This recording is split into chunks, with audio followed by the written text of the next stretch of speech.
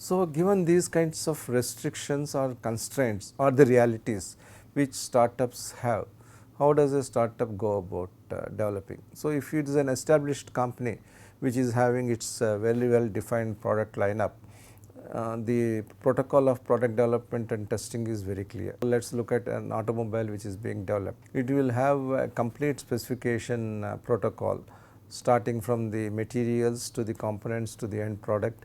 It will have complete master lists of tests to be performed. What should be the tension of the seat belt, it will be defined. What kind of crashworthiness it should have, it will be defined. Therefore, there is nothing which is left to the chance, and it is also be treated by the company that that product is going to be as strong as its weakest component. For example, a bolt and nut. If the bolt and nuts are not strong enough, the entire automobile may not be crashworthy. Therefore, there is equal weightage given to every component of the product, and then the product is accordingly tested. But as we have considered, startup is not like that. Startup is coming up with a new technology which is not yet fully proven into an area where there is going to be an emerging market or a new market that could be created, and it is also important that it should be demonstrated as soon as possible.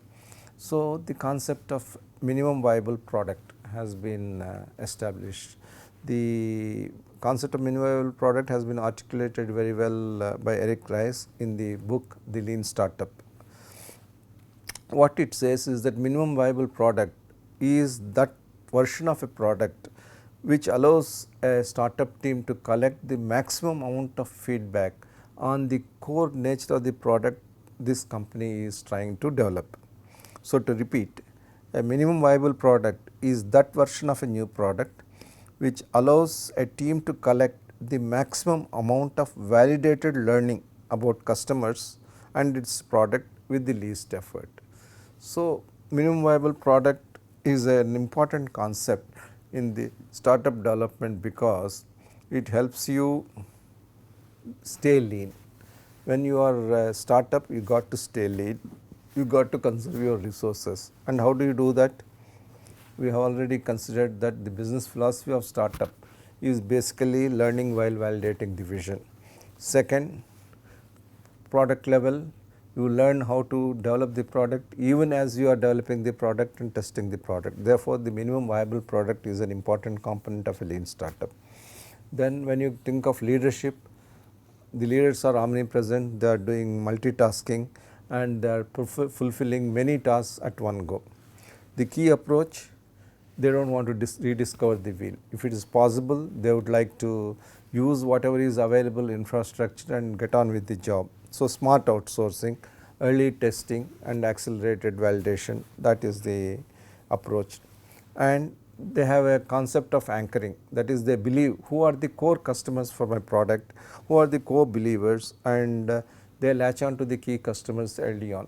For example, if it is a digital product, if it is a technology oriented product, there are certain platforms which allow the companies to put their products on their websites and then understand the feedback, because it is a kind of community which feels the same. Similarly, if you are doing a product which is for let us say speech impaired people or people who are challenged in terms of speech, for example, stammer. Stammer is an issue with many children and even adults. So, you can develop certain games, you can develop certain apps which help people to move out of the stammering zone in their day to day lives. And for those people, you got to develop your products with your key customers, the clinics, the clinicians, the doctors, the people who are undergoing this kind of challenge. And when you do that and when you latch your product development to those kinds of customer groups, you can definitely do a product that meets the requirements in a significantly focused manner, and of course, a clear funding pathway until the proof of concept. So, the concept of lean startup is enshrined in these 6 principles, out of which on the product dimension, the minimum viable product is an extremely important case of accelerating product development in a meaningful manner. Now, along with the concept of minimum viable product, I have also proposed a concept called ultimate desirable product. So, when we look at a product, you can have the core of the product being described as the minimum viable product. So, let us think of a three-wheeler, electric three-wheeler you are developing. In the electric three-wheeler, what is the minimum viable product?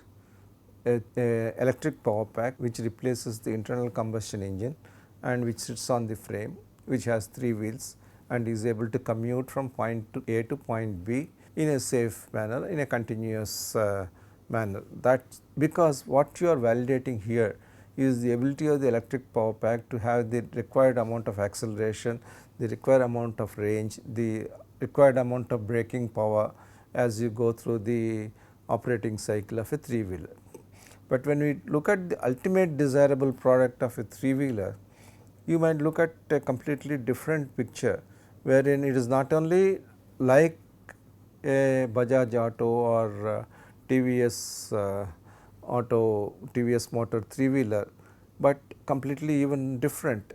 You can think of a native three-wheeler. That means native means it is a three-wheeler developed for electric purposes from ground up. That means that the entire profile of the three-wheeler could be different, the kind of materials which are used could be different, lightweight material, and the three-wheeler itself could be designed in such a way that there are more safety requirements in the three-wheeler, like seat belts may be incorporated, better coverage during monsoons could be provided. Therefore, the ultimate desirable product will be MVP plus something else. Therefore, you have got two concepts of product. One is the minimum viable product, which tests the core functionality of the new technology which you are developing as a startup. Second is the ultimate desirable product, which is a full specification prototype that is as close to the final commercial model as possible. If what is envisaged in the minimum viable product is not proven, there is no way in which a startup will be able to sell its product, even if the other aspects of ultimate desirable product are met with.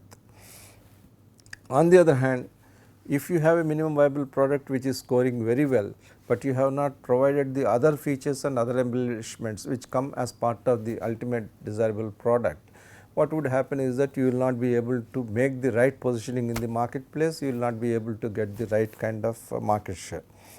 Therefore, to look at in a different way, MVP is highly testing oriented.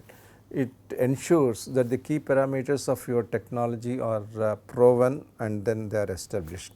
Whereas ultimate desirable product gains immensely from all the kinds of phases you have gone through, from ideation stage to the prototyping stage, and then it connects all these things into what the customer feels delighted about with your product. So, MVP and UDP are two parts of the same coin, if you may say so, but MVP is the core and central to startup success.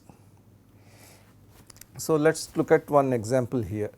It is the same smartwatch which we have discussed on a couple of occasions, which is at the center. So, if you look at 7 functionalities for this smartwatch, what is MVP and what is UDP?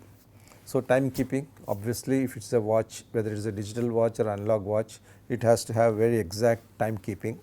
Second, if it is a digital watch which has got a screen which consumes battery life, the battery life should be very long.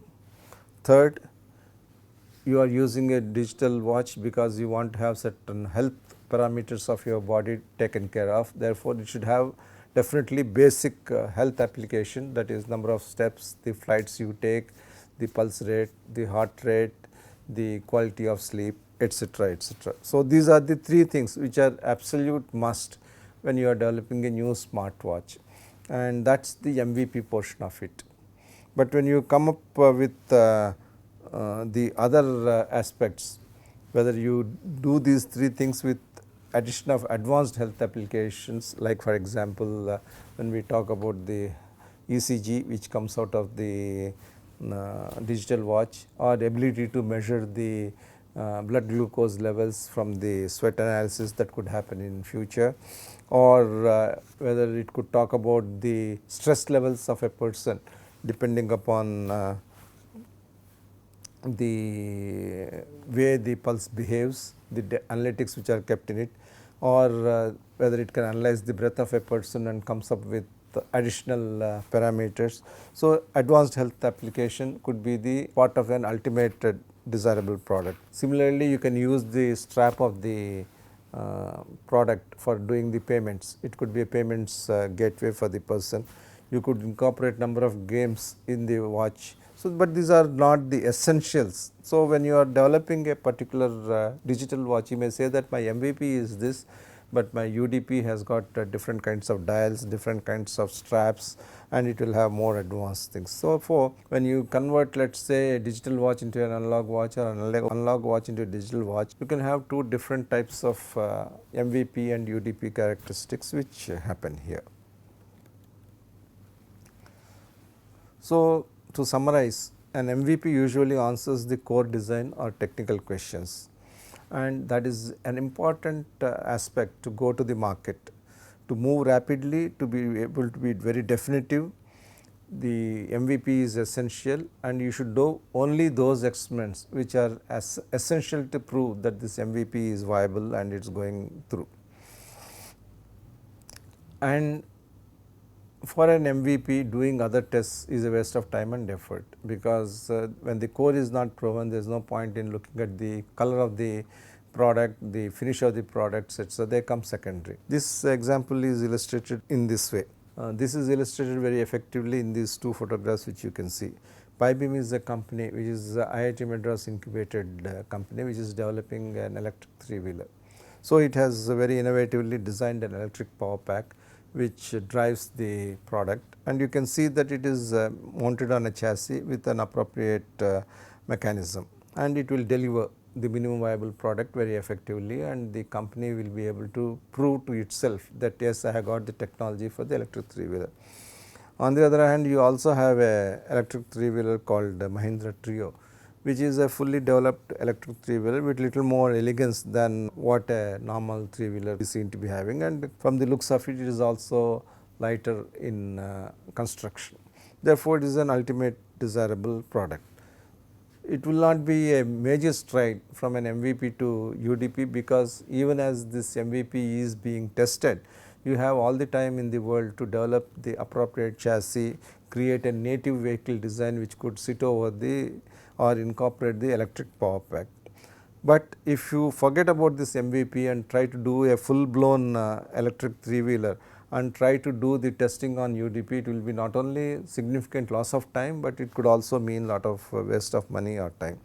Therefore, first a startup should focus on the MVP and then go to the UDP. The skill of a startup company lies in how cleverly it is able to distinguish between the MVP and UDP and decide on the core characteristics which the startup product is likely to offer.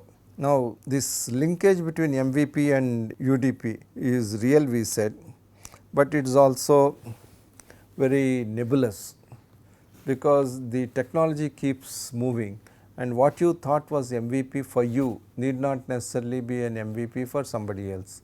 Somebody else who is in this game can make what you thought of as an UDP the MVP. Therefore, your ability to keep a watch on what is happening externally in the outside market and ensure that you have got your feet firmly on the ground to the competitive landscape is also extremely important. And in that, again, you have to decide what are the bands which you would allow for different kinds of parameters. Suppose you are talking about the electric vehicle, what should be the battery life I should consider? Just because it is a minimum viable product, you cannot agree that the minimum possible charge is the parameter. You might like to say that my minimum viable product looks at not only the 200 kilometers, which is considered a popularly accepted range, but it should go up to 400 kilometer range. So, it is possible for you to test the MVP at a much higher level of developmental challenge than is possible in your normal thinking.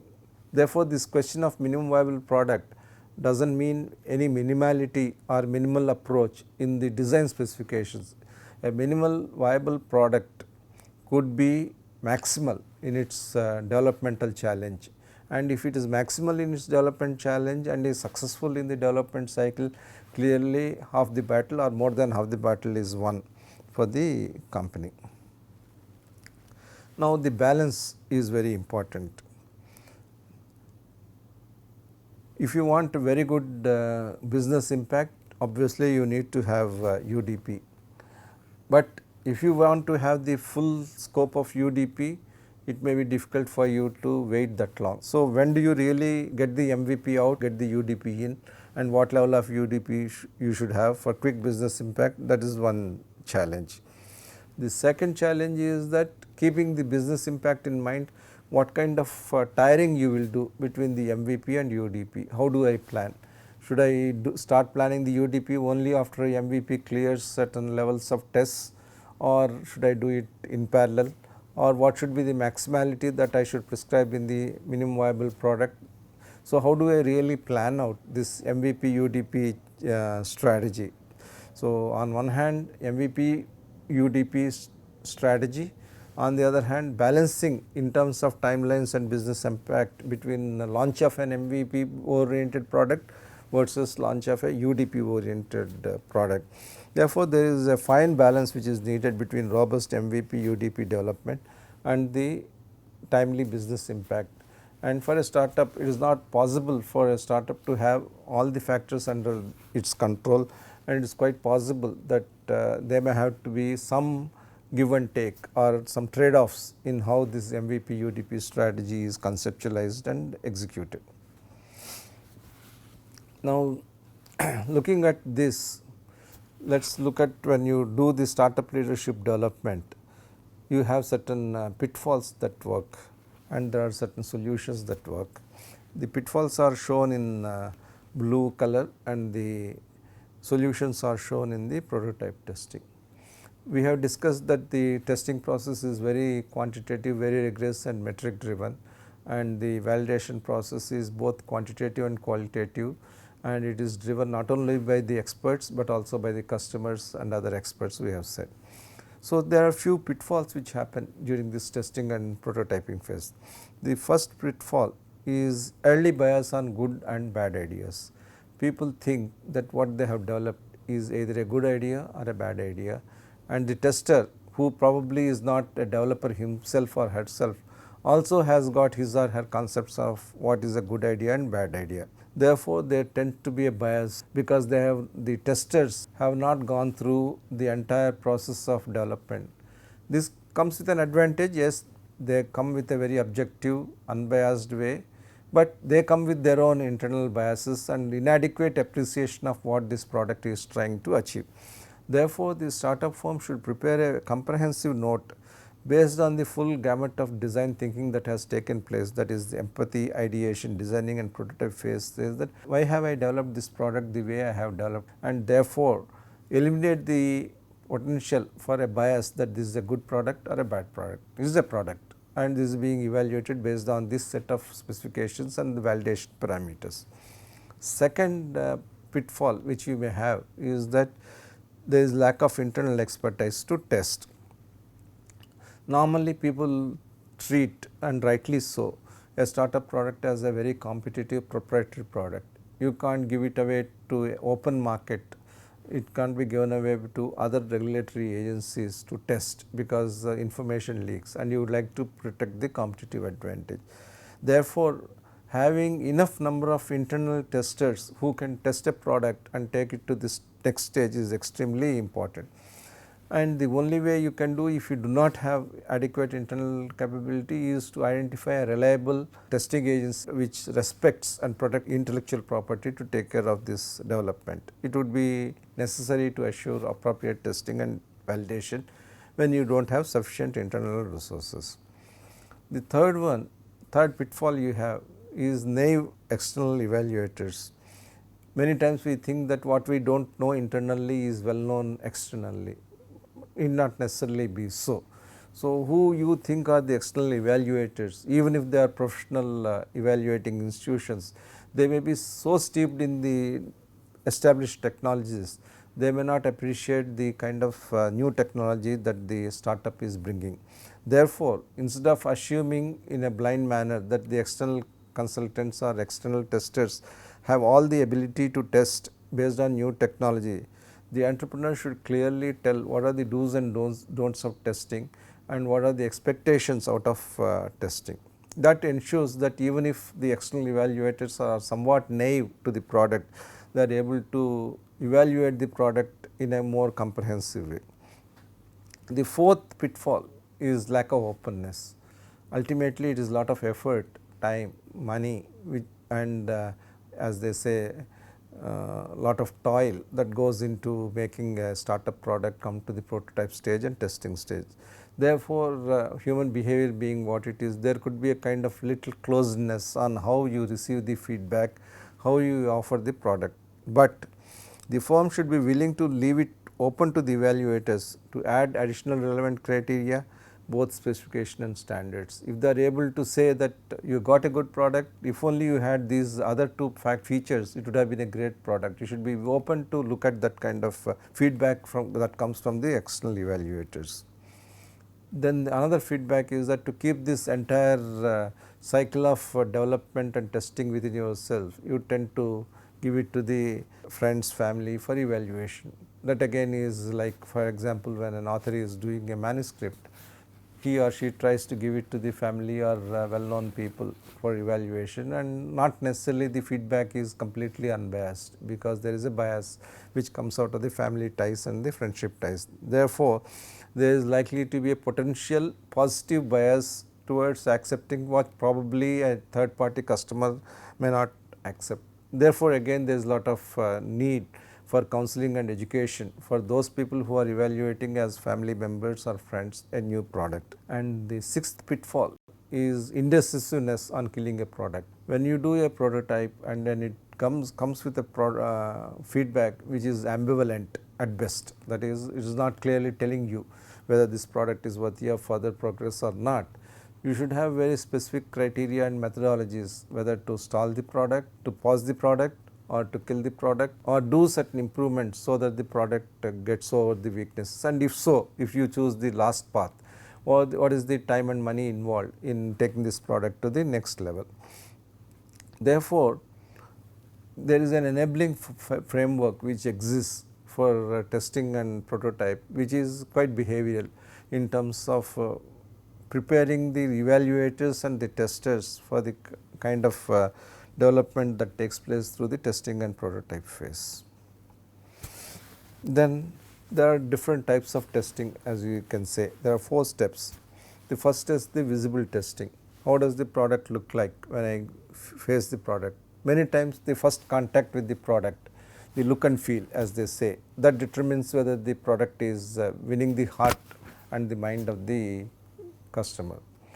Yes, heart is won by the looks and feel of the customer. Therefore, the visible testing, the optics of the product, that is extremely important. Next is the pilot testing. So, it is like the car, automobile. When you see the car, you get the visibles testing, but when you switch on the automobile, when you start, the purr of the engine, the noise level, the way the product starts to speed up, that gives you the feel, that is the pilot testing. Then when it goes through the full cycle of road testing, then you get the holistic testing. And finally, when you measure the emissions, when you measure the fuel economy, when you see what is the level of heat conductivity that is taking place, when you see the interior comfort, the levels of air conditioning, the music system, etc., you get the final testing. And based on these 4, you get the validation. So, graded testing has got this advantage of coming up with unforeseen but important facets of design and performance of the prototype. So, if the optics are not good, or if the initial wow factor is not there, then you got to sit up and take notice even before you go into the holistic testing and final testing. And quite possibly some of these things can be easily addressed, and holistic testing and final testing can go on even as you are trying to address these matters. But it is important to conceptualize testing in terms of these 4 grades. Okay. When we talk about MVP, it is also necessary to talk about another important helpful concept, which is bootstrapping. Bootstrapping and minimum viable product have got a natural and logical correlation. What is bootstrapping? Bootstrapping is a process by which a startup is progressed with the least amount of resources and with minimal or external funding. That is a kind of camp. Music bands typically have this bootstrapping approach, wherein they get together with certain minimal equipment, they make their music, test it out and see whether they are generating the appropriate vibes. So, it is a very effective and inexpensive way to ensure a startup business's positive cash flow. What are the things that can be done in bootstrapping phase? Definitely ideation can be done, including empathy. Prototype design can be made, then vendor base can be established, a low level assembly of MVP can be made, and laboratory testing can be done. Typically, if there is an incubating infrastructure, an incubator which we discussed in one of the previous sessions, it is possible to have bootstrapping done as part of the incubation setup. But Indian startups generally do not favor going through the bootstrapping route. They believe that this is a kind of suboptimal way of developing even a minimum viable product. They believe that minimum viable product itself is a kind of subset of the entire product development, and only one step before the ultimate commercialization can be done. We got to take many other steps like the ultimate desirable product and then testing and validation.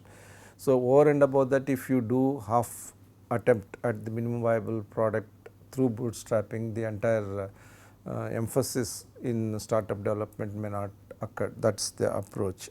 But in West, bootstrapping is seen as one of the efficient ways for seeding out or separating out good MVPs and not so good MVPs. Indian startups prefer funding at least till the MVP stage is reached and the MVPs are well tested, and they would like to do it with multiple rounds. As the product gets developed, people would like to increase the level of valuation and then get the appropriate funding. There are companies which enable startups, and these are the 4-5 companies which are listed here, and the advantage with bootstrapping, as I said, it is minimum expense and fast track development. But at the same time, once you get into a bootstrapping ecosystem, it could also become a constraint, forcing a very excessive expense control, and there may be an appropriate time when somebody has to move from bootstrapping approach to a classic funding style.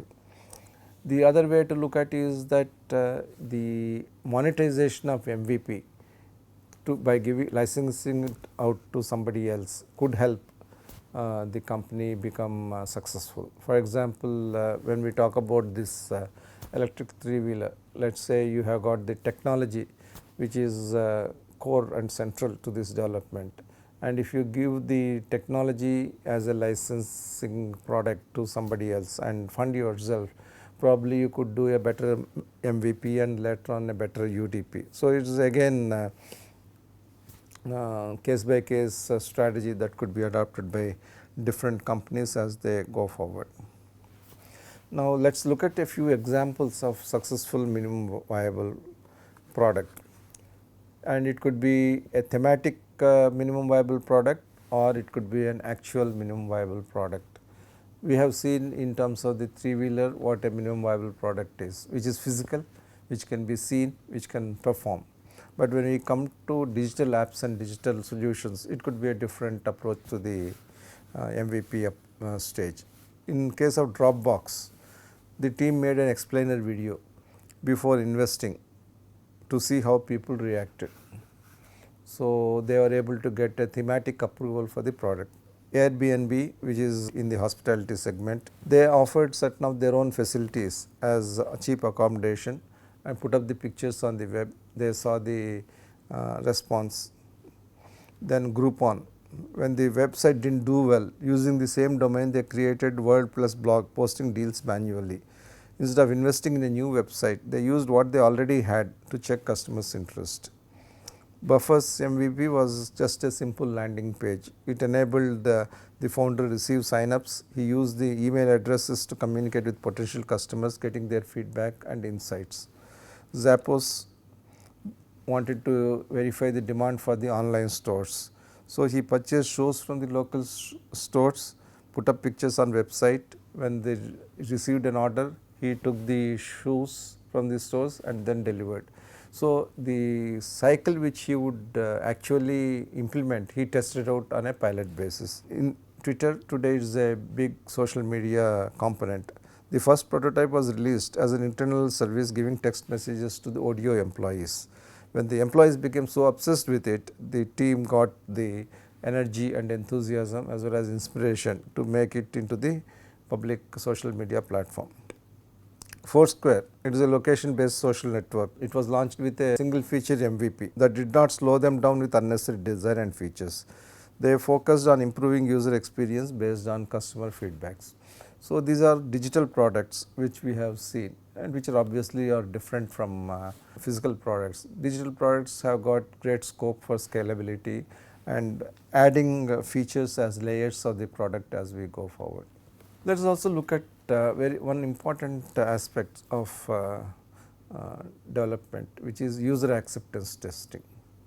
This is a very formal sign off of a product development cycle, which probably is much more relevant in case of B2B products, that is products which are sold by businesses to other businesses, where the user has to typically accept that the product meets the user's specifications.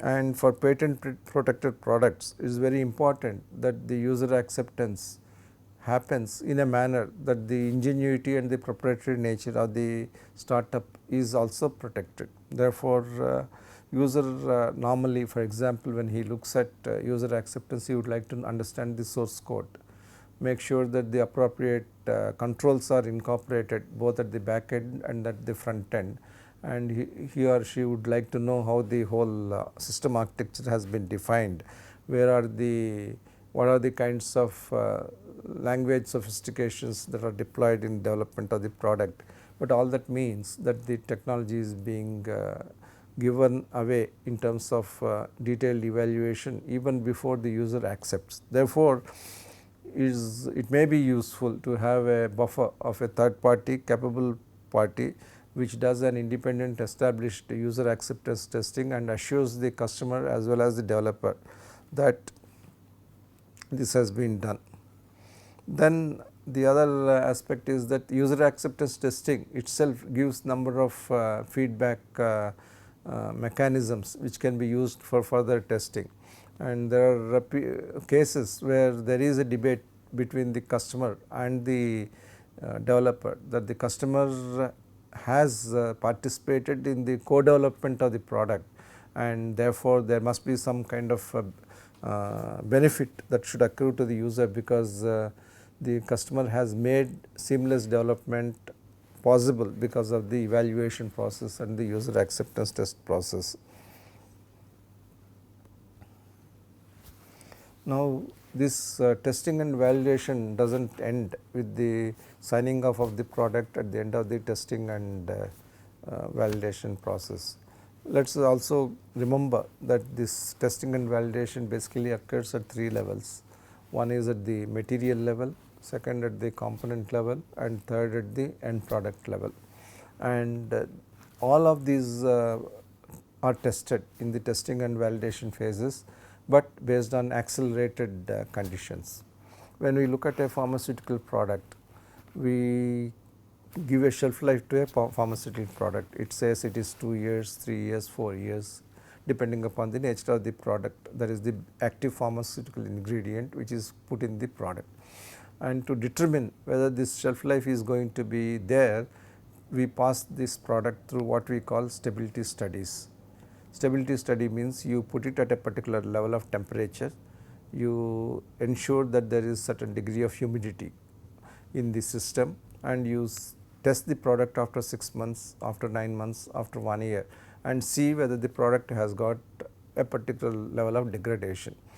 Let us say when you put in the product, it has got potency of 105%, and then by the time you did this accelerated stability and then accelerated stability, that means higher temperature and higher humidity, you see the degradation following in a particular manner, then you conclude that the shelf life is likely to be this much. So, you give a shelf life of 2 years, 3 years or 1 year depending upon the degradation curve. Similarly, you also know that the degradation is dependent on the type of containers you have used, the kind of packaging material you have used. So, a number of factors go into determining, and suffice it to say that this is another kind of simulation which is relevant for pharmaceutical products which you have used, and based on that you have given certain expiry rating. But you cannot rest with that. Even as you launch the product, you take the products and in fact samples from every batch and you put them under stability test to see how in real life the product is moving. Therefore, post launch validation is extremely important, and there are again 3 types of post launch validation which is possible. One is user feedback, second is service feedback, third is competitive benchmark feedback. What is user feedback? User feedback is that I have bought this product for a particular reason and this is the kind of feel I am getting. Second is that you have very prescribed service parameters, that there should not be any bugs in the app if it is a digital product. The service parameters should be 10,000 kilometers or 30,000 kilometers or 50,000 kilometers if it is an automobile, and if it is a industrial equipment there should not be any change in the processing parameters, the manufacturing tolerances, things like that. But if the actual performance of the device, equipment or the portal does not follow these parameters, then you get a service feedback saying that the service cost is going up, the warranty cost is going up. That is the second feedback you get. The third feedback is that your product is performing in this manner both from a user perspective and service perspective, but I am not getting the same level of feedback. In fact, I am getting a better feedback from the competitor. Therefore, even after launch a product gets continuously tested and validated, except that this testing and validation happens in the field in actual real life conditions, and this is all the data analytics that could happen with the vast amounts of data that could be collected and stored and analyzed as we go forward. Therefore, it goes through at every step, through every stage of the product life cycle in the marketplace, and continuous user and service feedback is extremely important. Therefore, the startup must have a kind of mechanism for capturing of the user feedback and being in continuous touch with the users. So, to summarize in a very brief manner whatever we have looked at, a typical holistic product testing platform will have 3 essential requirements. One is the comprehensive product note, which provides the specifications, the kind of customers it is trying to look at, the kind of usage the product is expected to have, the benefits which the product will offer, and the total value proposition therefore. If the product note gives these 5 parameters, the internal experts as well as the external experts will be able to analyze the product properly. Second, the evaluator panel. Who will be the evaluators? The internal experts, family, friends, or the external experts, or the customers, or a judicious mix of all these 4 categories. The evaluator panel will be aligned with customer needs. They can't be completely independent of customers. They should think like customers based on the comprehensive product note that has been prepared.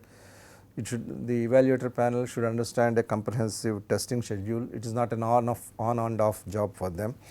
It is an alignment with the startup's expectations, and the responsibility is to provide guidance for recording of test results, observations and conclusions. And finally, the field testing. How do we do the field testing? Simulated user conditions, comparison of actual results with the expected results, troubleshooting, corrective plan for next prototype. One has to be very clear that there would be glitches, there could be unanticipated stalling of the testing. We should have the ability to continue with the field testing, overcoming those kinds of issues. So, in this slide shows you the value validation vector. There is a problem, there is a solution. Now, how closely the problem is solved by the solution is defined by this vector. If the solution completely overshadows the problem and solves every bit of the problem by itself, then it would be an excellent value proposition. So, customer problem as defined, product solution as developed, how matched they are and how solution oriented the products are with respect to solving the customer problems, that is extremely important.